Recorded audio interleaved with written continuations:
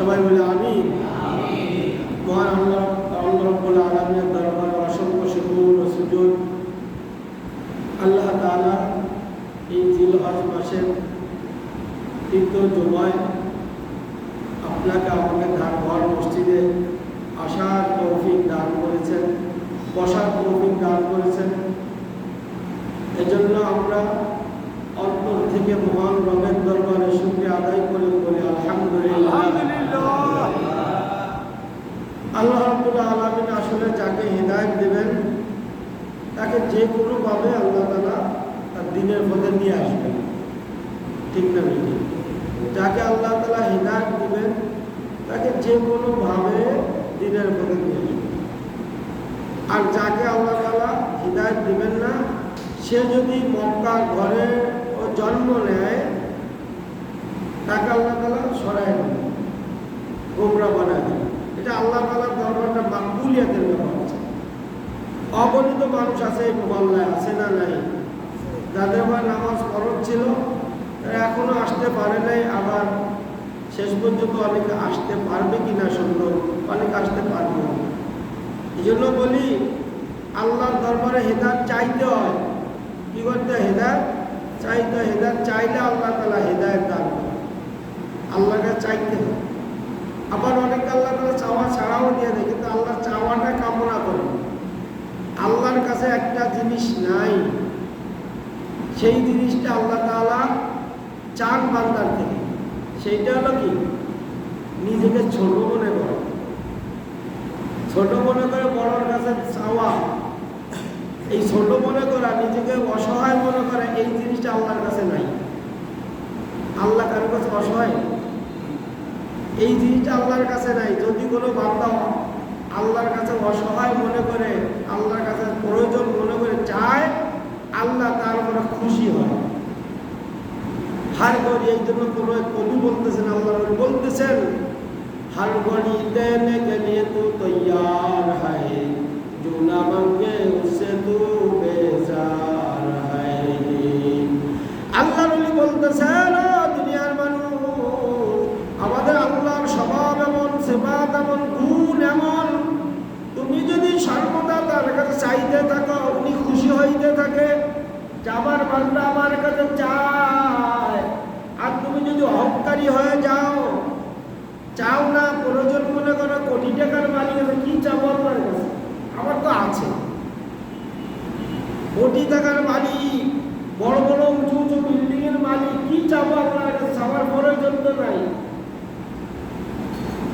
এরকম যদি হও, আল্লাহ বলেন আমি তারপরে বেজার হয়ে যাই, তারপরে না খুশি হয়ে যাই। আর যে চাবে, ধনী হোক, গরিব হোক, অসহায় হোক, সহায় হোক, সম্বল বলা হোক, সে যেই শ্রেণীর হোক, আল্লাহর কাছে চাবে তো আল্লাহ কি হবে? খুশি হবে। খুশি হয় আল্লাহর কাছে চাইলে। আল্লাহ কি হয়? আর দুনিয়ার মহাজনরা, দুনিয়ার মালিকরা কি, যেই কর্মচারী বারবার চায় ওইটার পরে বেজার হয়, ঠিক না? বারবার চাইলে বেজার হয় না খুশি হয়? আর আল্লাহ কি কয়? আমার কাছে চাইবা না, আমি বেজার হইব। আমার কাছে বারবার চাও, আমি খুশি হইব। লা তাকনাতু মির রাহমাতিল্লাহ। আল্লাহ কোরআনে বলছে, আমি যে দিব না এইরকম ধারণা কেউ করিস না। আমি দিই, কোনোটা চাওয়ার পরে দুনিয়ায় দিয়ে দিই, কোনোটা চাওয়ার পরে দুনিয়ায় দিলে তুমি গোমরাহ হয়ে যাবে, এই জন্য দুনিয়ায় দিই না, ওইটা আখিরাতের জন্য বড় পুঁজি বানায় রেখে দিই। আল্লাহ জানে না, না জানে? আমাকে অনেক কোটিপতি বানাইলে আমি গোমরাহ হবো নাকি ভালো থাকবো, এটা আল্লাহ জানে না, জানে না? এটা আল্লাহ জানে না, জানে না? এই জন্য তুমি চাও, তোমার চাওয়ার ব্যাপারে কোনো ভেজাল নাই, আমি দেওয়ার মধ্যে কোনো ভেজাল নাই। কোনোটা আমি তোমাকে দুনিয়াতে দেব, কোনোটা আমি দুনিয়াতে তোমাকে দিব না, কারণ সেইটা আমি জানি দুনিয়াতে দিলে তোমার ক্ষতি হয়ে যাবে। এই ওই কিন্তু আমি কবুল করে আখিরাতে রাখিয়ে দিই। লা তাকনাতু মির রাহমাতিল্লাহ। আমি আল্লাহর রহমত থেকে নিরাশ হব না, খবরদার, আমি দিব। অনেকে মনে করে, আরে এত চাই তো পাই না, কত চাইলাম, কত দোয়া করলাম, কাজ হইল না। আল্লাহর রহমত থেকে যারা নিরাশ হবে তারা কাফের হয়ে মারা যাবে।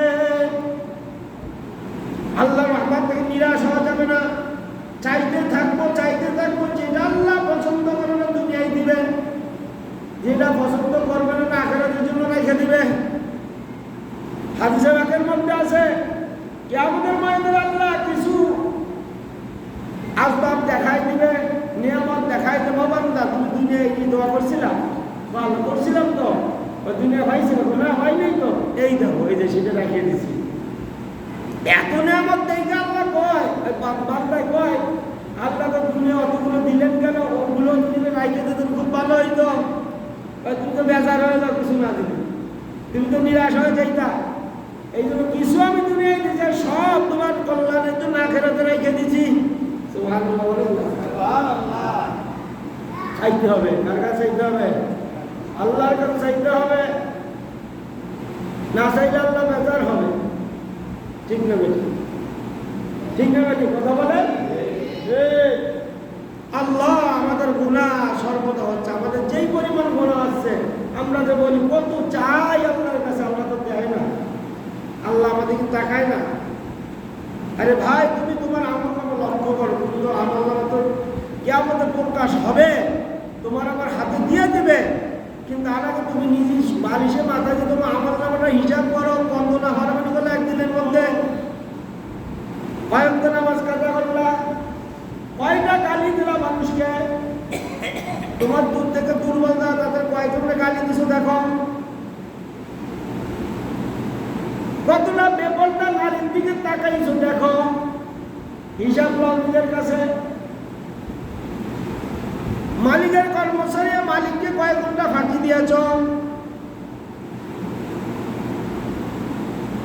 কয়টা মিথ্যা কথা বলেছ, সব হিসাব নাও নিজের কাছে, নিজে হিসাব নাও। ঘুমানোর সময় দেখবা আমার নাম আমার সামনে, আমার বিচারে আমি আটকে যাবো। ঠিক না ঠিক? আমার বিচারে আমি আটকে যাবো। গুনাহ হয়, গুনাহ হবেও, যেহেতু আমরা মানুষ আমাদের গুনাহ হবে। আমাদের পিছনে শয়তান মালাউন লাগানো আছে। ঠিক না বেটি? শয়তান মালাউন আমাদেরকে পিছনে লাগানো আছে, এই জন্য আমাদের দ্বারা গুনাহ হবে। তাই বলে ইচ্ছা করে করা যাবে না। শয়তানের দোকান যদি হয়ে যায় সেটা ভিন্ন কথা, ইচ্ছা করে করা যাবে? কথা বলে তাই শয়তানের দোকান যদি হয়ে যায় সেটা ভিন্ন কথা, নফসে আম্মারার চাপে যদি হয়ে যায় সেটা ভিন্ন কথা।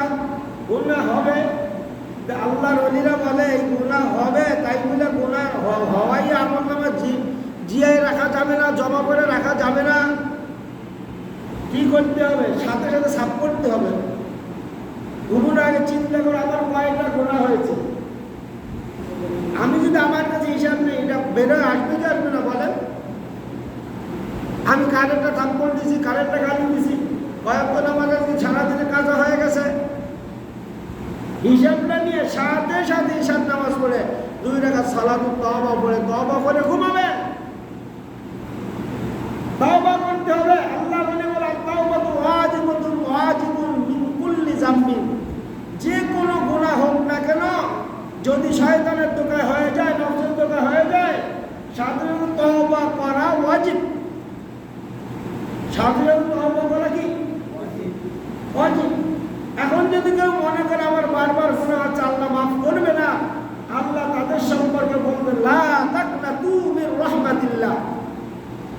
তাদের সম্পর্কে আল্লাহ স্পষ্ট বলবেন না তোমরা আমার রহমত সম্পর্কে নিরাশ হয়েও না।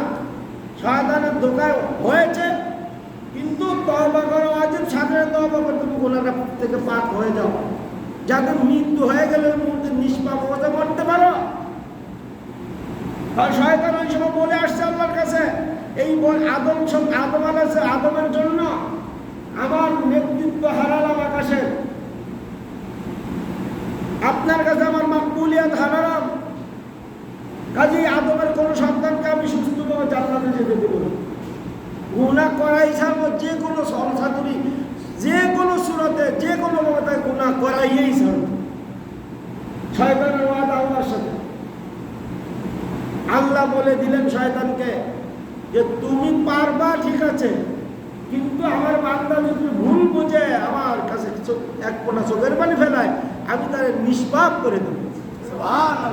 তুমি পারবা আমার বান্দা বান্দীদেরকে গুনাহ করাইতে, আর তোমার কাছে বিভিন্ন কলা কৌশল আছে জানা, কিন্তু আমার বান্দা যদি গুনাহ গুনাহ করে, আমার বান্দি যদি গুনাহ করে, এরপরে যদি চোখে ভুল বুঝে রাতের যে কোনো টাইমে একটু চোখের কোনা পানি আসে কান্না করে, আমি আল্লাহ তার গুনাহ এমনভাবে মাফ করে দিব যে এমন যেন আজকেই জন্মগ্রহণ করছে।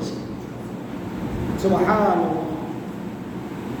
এই জন্য নবী শ্রেষ্ঠ পয়গম্বর রাহমাতুল লিল আলামিন বলে গেলেন, মুসলিম শরীফের হাদিস, আত-তাইবু মিনাজ যামবি কামান লা যামবা লাহু।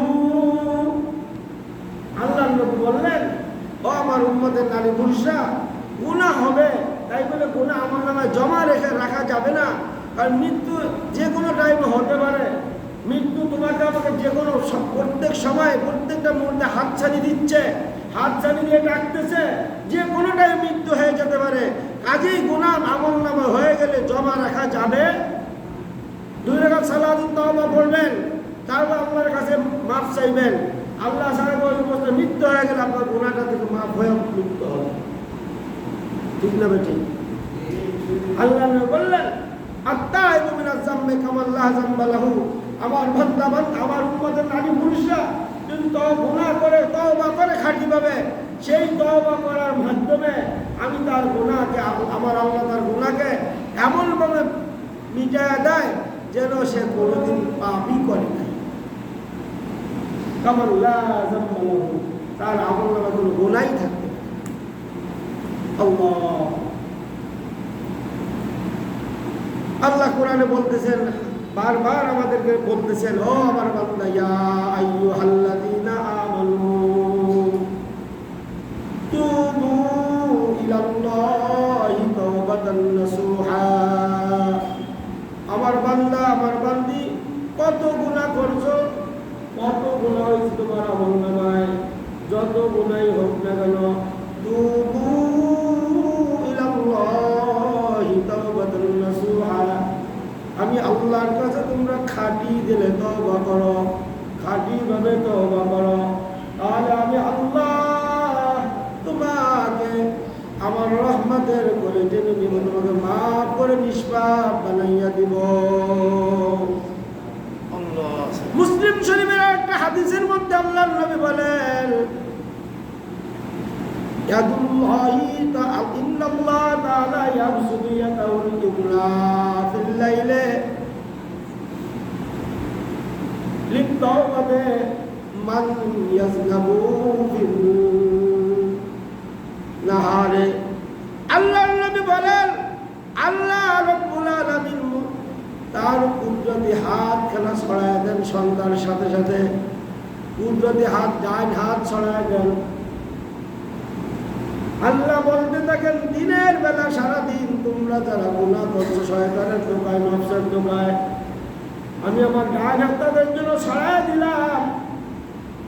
এই হাত মানে আবার আল্লাহর হাত, আমাদের হাতের মতন বুঝেন না, কুদরতি হাত ছড়ায় দিলাম। তোমরা যদি একটু ভুল মনে করে, ভুল বুঝে তওবা করো, আমি তাকে ডান হাত দ্বারা আমার কুদরতি কোলে টেনে নেব। সুবহানাল্লাহ। ওয়ায়াবসুতু ইয়াদুল ইউসরা ফিল নাহার লিয়াতুবা মুসিউল লাইল। এবার যখন সবে সবে হয়, ডান হাতটা আবার গুটিয়ে নিয়ে বাম হাত ছড়ায় দেন। লিয়াতুবা মুসিউল লাইল, সারা রাত্র সুযোগ মনে করে যারা পাপ করেছে, চুরি করছে, ডাকাতি করছে, জিনা করছে, ব্যভিচার করছে, বিভিন্ন গুনাহে লিপ্ত হয়েছে, তারা যদি সূর্যের আলোর কিরণ ছড়িয়ে পড়ার সাথে তাদের কোনো ভুল তারা মনে করে যে আমার এগুলো অন্যায় হয়েছে, এই দিনের বেলা যদি তারা তওবা করে, আমি আল্লাহর কাছে খাঁটিভাবে তওবা করে, আমি আল্লাহ আমার কুদরতি হাত দ্বারা তাকে আমার কুদরতি কোলে টেনে নিব, তার জীবনের সব গুনাহ মাফ করে দিব। এই জন্য আল্লাহ বললেন, ইয়া আইয়ুহাল্লাযীনা আমানু তুবু ইলাল্লাহি তাওবাতান নাসুহা। আমার বান্দা, আমার বান্দি, অন্যায় করেছো ভয় পেও না, গুনাহ করেছো ভয় পেও না, খাঁটিভাবে আমি আল্লাহর দরবারে তওবা করো, আমি তোমার তওবা কবুল করব।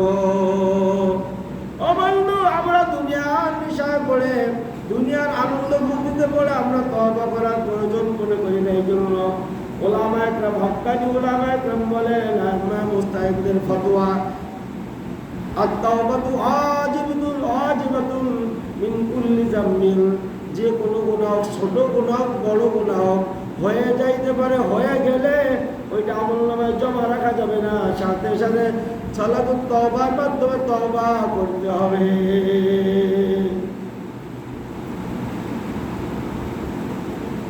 এই জন্য খাঁটি তওবা কাকে বলে এটা আবার বুঝতে হবে। যদি সত্যিকারের খাঁটি তওবা হয় তাহলে অবশ্যই আপনি আমি ইয়াকিন করতে পারি, বিশ্বাস করতে পারি আমার কেমন যেন আজকে জন্ম হয়েছে। নবীজি বললেন, আত-তাইবু মিনাজ যামবি কামান লা যামবা লাহু। সত্যিকারের যদি খাঁটি তওবা হয় তাহলে আপনি আমি ওই জন্মের দিন যেমন নিষ্পাপ ছিলাম ওরকম নিষ্পাপ হয়ে যাব। খাঁটি তওবা কাকে বলে? ওলামায়ে কেরাম কিতাবে লিখছে, ইমাম মুস্তাহিদিন কিতাবে লিখছে, ইমাম শাফিঈ রাহমাতুল্লাহ আলাইহি থেকে একটা বর্ণনা। খাঁটি তওবার জন্য তিনটা শর্ত। যেই পাপগুলো, যেই অন্যায়গুলো, যেই গুনাহগুলো আল্লাহর সাথে সম্পৃক্ত, তার জন্য তিনটা শর্ত। কয়টা শর্ত বলে রেখে? তওবা কবুল হওয়ার জন্য কয়টা শর্ত? এক নম্বর, যেই গুনাহ হয়েছে ওই গুনাহ ছাড়তে হবে। যেমন মনে করেন মদ পান করে, মদের গুনাহ, খাওয়ার গুনাহ, তওবা, মদ খাইলে আবার তওবা করবে, এটা তওবা হলো? আল্লাহর সাথে ঠাট্টা করা হইল না? একজনে আবাসিক হোটেলে চা খাম কুকম করে, যায় আর তওবা করে, বাজারে তওবা করে, আবার নিয়ত করে আগামীকাল যাবো, এইটা ঠাট্টা হইল না আল্লাহর সাথে? যেই গুনায় লিপ্ত আছি ওই গুনাহটা সাথে ছাড়তে হবে। 2 নম্বরে লজ্জিত হতে হবে। হায়রে, আমার জীবনের 30-40 বছর পার হয়ে গেল, কি কুকর্মের ভিতরে আমার জীবন চলে গেল। আফসোস করতে, মনে ব্যথা থাকতে হবে, হায়রে আমার কি সর্বনাশ হয়ে গেল। আমার মতন 40 বছর বয়সে কতজন এই আমল করে অনেক আগে চলে গেছে, আমি তো গুনায় পাপে লিপ্ত থাকতে আমার জীবন শেষ হয়ে গেল। লজ্জিত হতে হবে, আফসোস করতে হবে। সামনে কখনো করবে না, 3 নম্বর শর্ত, সামনে কখনো করবে না, এই দৃঢ় সংকল্প করতে হবে। এই 3টা শর্তের সাথে যদি হয় তাহলে খাঁটি তওবা হবে। এই তওবা আল্লাহ তাআলা চায় আপনাকে জন্মের দিনের জন্ম যেদিন নিয়েছিলেন সেদিন যেমন নিষ্পাপ ছিলেন, আল্লাহর হাবিব বলেন ওরকম নিষ্পাপ হয়ে যাবে। কয়টি শর্ত? 3টি। কয়টি শর্ত বলেন? 1 নম্বর কি ভাই? যে গুনার জন্য তওবা করে ছাড়তে হবে। 2 নম্বর, কথা বলা, লজ্জিত হতে হবে। আমার জীবনে যে একটা দীর্ঘ সময় পার হয়ে গেল গুনার ভিতরে, এই জন্য কি হতে হবে? আল্লাহর কাছে লজ্জিত হতে হবে, তওবা করতে হবে। 3 নম্বর শর্ত কি? কথা বলা, সামনে করবেন এই নিয়ত করতে হবে। সামনে করবো না এই নিয়ত করতে হবে। সামনে করবো না এই পাপ, এই নিয়ত। কয়টা শর্ত হলো বলেননি? 3টা শর্ত। 1 নম্বর কি? গুনাহ ছাড়িয়ে তওবা করতে হবে। 2 নম্বরে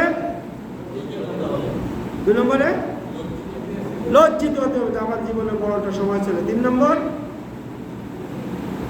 সামনে আর করবো না এই সংকল্প করতে হবে। এলো আল্লাহর বান্দার সাথে যে গুনাহগুলো, এই পাপ সম্পৃক্ত। আর একটা হলো বান্দার সাথে সম্পৃক্ত যদি হয়। আপনার গায়ে যে শক্তি ছিল, লাঠিয়াল বাহিনী, আপনার বংশ লাঠিয়াল বংশ, মানুষের জায়গা দখল করে খাইছে, ঠিক করে এখানে ব্যবসা করতে হলে তোর আমার চাঁদা দেওয়া লাগবে, গায়ে শক্তি আছে, তার হক খাইছে, বান্দার হক খাইছে, ঠিক না? এই তো এখানে ব্যবসা করতে হলে এত কত টাকা চাঁদা দিবে, আছে না নাই? এরকম হয় না? হয় না? গ্রামের লাঠিয়াল বাহিনী, গায়ে শক্তি আছে, তাই মানুষের জায়গা দখল করলেন, হয় না? হয় না?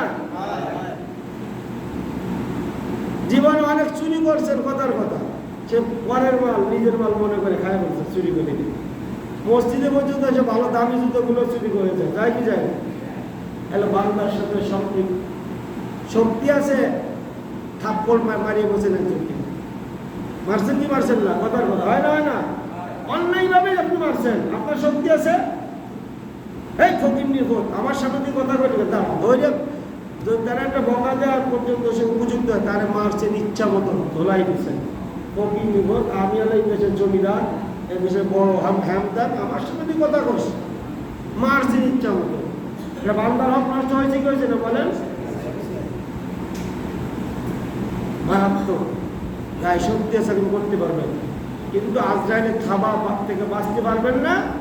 মরণে হয়ে তারপরে কামড় শুরু হবে, যে দুর্বলকে অত্যাচার করছেন, এটা বুঝবেন। তো বান্দার সাথে যেই গুনাহ সম্পৃক্ত, আর তওবা কবুল হওয়ার জন্য শর্ত হলো পূর্বের 3টা, আর বান্দার কাছে মাফ চাইতে হবে।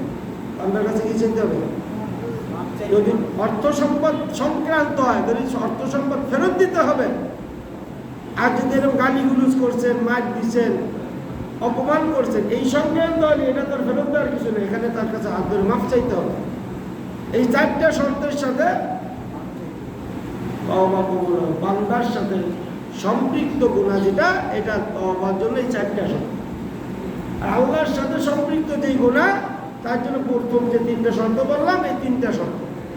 আর বান্দার সাথে যেই সম্পৃক্ত যেই গুনাহ, তার জন্য কয়টা শর্ত? 4টা। কয়টা?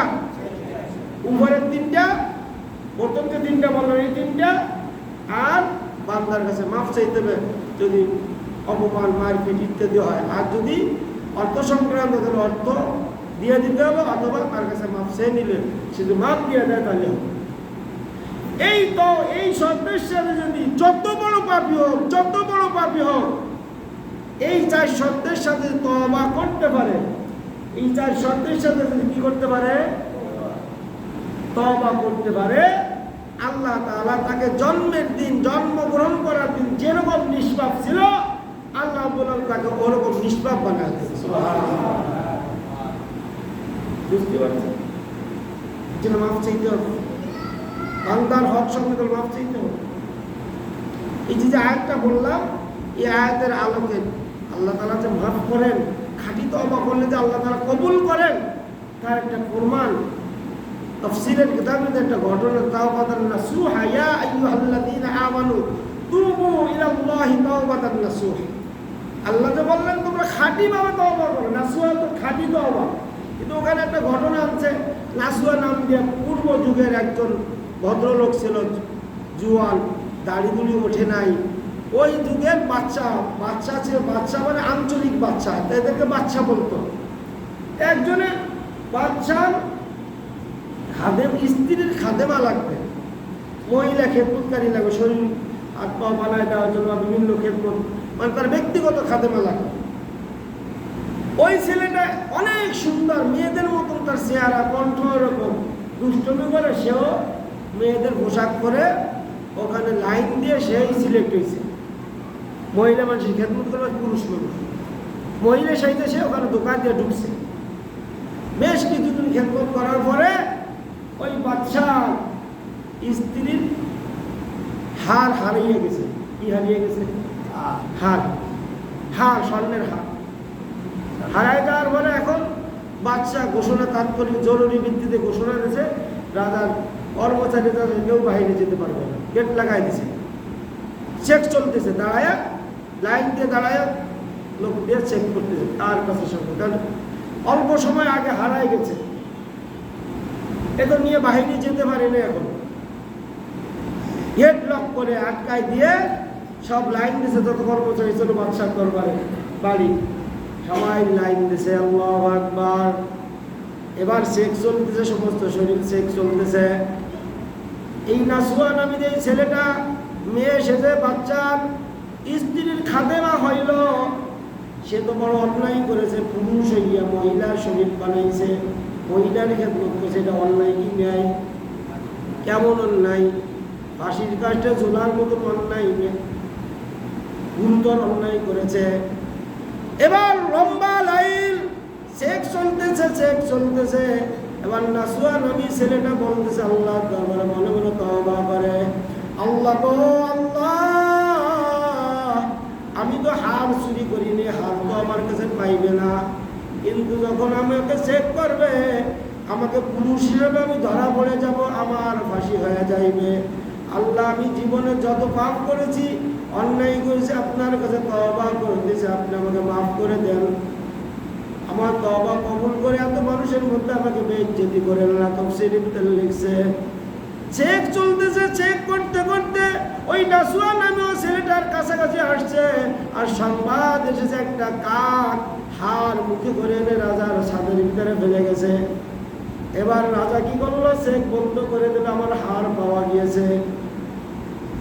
ইয়া আইয়ুহাল্লাযীনা আমানু তুবু ইলাল্লাহি তাওবাতান নাসুহা। আল্লাহ ঘোষণা করলো, আমার বান্দা আমার বান্দি কত গুনাহ করেছো, কোনো সমস্যা নেই, আমি আল্লাহর রহমতের তুলনায় তোমার গুনাহ বেশি নয়, তোমার গুনাহ বেশি নয়, আমি আল্লাহর রহমত কিন্তু অনেক বেশি, অনেক বেশি। তওবা করো, খাঁটি তওবা করো, আমি তোমার গুনাহ মাফ করে দিব, তওবা কবুল করব। আর একটা ঘটনা তাফসীরে ভিতরে আসছে, মুসা আলাইহিস সালাতু ওয়াস সালামের যুগে, মুসা পয়গম্বরের নাম শুনছেন না? জালালি তবিয়তের পয়গম্বর ছিলেন। যত পয়গম্বর 2 লক্ষ বা তার বেশি কম, সবচেয়ে রাগী এবং জালালি তবিয়তের পয়গম্বর ছিলেন হযরত মুসা আলাইহিস সালাম। আল্লাহ ওই যুগে অনাবৃষ্টি দেখা দিল, মানুষের গবাদি ফসল পানির অভাব, মারা যায়, ফসল মরে যাচ্ছে। তো লোকেরা এসে পয়গম্বরের কাছে দরখাস্ত করলে, আল্লাহর পয়গম্বর আপনি তো আল্লাহর কাছে অনেক প্রিয়, আল্লাহর মাহবুব বান্দা, একটু দোয়া করান, অনাবৃষ্টির কারণে আমাদের পশু গবাদি পশুগুলো মারা যাচ্ছে, আমাদের ফসল নষ্ট হয়ে যাচ্ছে, দোয়া করান। হযরত মুসা আলাইহিস সালাম সালাতুল ইস্তিসকার ব্যবস্থা করলেন বিশাল ময়দানের মধ্যে। বনি ইসরায়েলের সব মানুষগুলো সেখানে জমা হয়ে গেল, সালাতুল ইস্তিসকা আদায় হলো, আল্লাহর কাছে দোয়া করলেন। আল্লাহ মুসা আলাইহিস সালাম জানায় দিল, ও আমার পয়গম্বর, আমি তো আপনার দোয়া ফেরত দেওয়ার মতো সত্তা নয়, আমি ফেরত দিই না আপনার দোয়া, কিন্তু আপনার এই কোটি লোক, এই হাজার হাজার মানুষের মধ্যে একজন মানুষ মারাত্মক পাপ করতে জিনায় এমনভাবে লিপ্ত আছে, ওই লোকটা যদি উঠে না যায় ততক্ষণ পর্যন্ত আমি আল্লাহ তোমার দোয়া কবুল করব না। মুসা আলাইহিস সালাম ঘোষণা করলেন, হে ভাইরা, তোমাদের মধ্যে বড় একজন পাপী আছে, ওই পাপী লোকটা যদি উঠে না যায় আল্লাহ দোয়া কবুল করবে না, বৃষ্টিও দিবে না। সুতরাং যেই পাপী লোকটা আসো, ওই লোকটা উঠে চলে যাও, তাহলে আমাদের দোয়া কবুল হচ্ছে না। মুসারম বলে বসে আছে, কেউ ওঠে না, কারণ হাজার হাজার মানুষের মধ্যে যেই লোকটা উঠে যাবে সবাই তো তাকে পাপী হিসেবে চিহ্নিত করে ফেলবে। এই মারাত্মক পাপী, এর কারণে আমাদের উপর আল্লাহ গজব দিয়েছিল অনাবৃষ্টির। সে দাগি হয়ে যাবে, সে চিহ্নিত হয়ে যাবে লজ্জায়, তাকে মানুষ ঘৃণা করবে, তাকে সমাজ বয়কট করবে। এই চিন্তা করে লোকটা চিন্তা কিছুই বলে না, দাঁড়ায় না।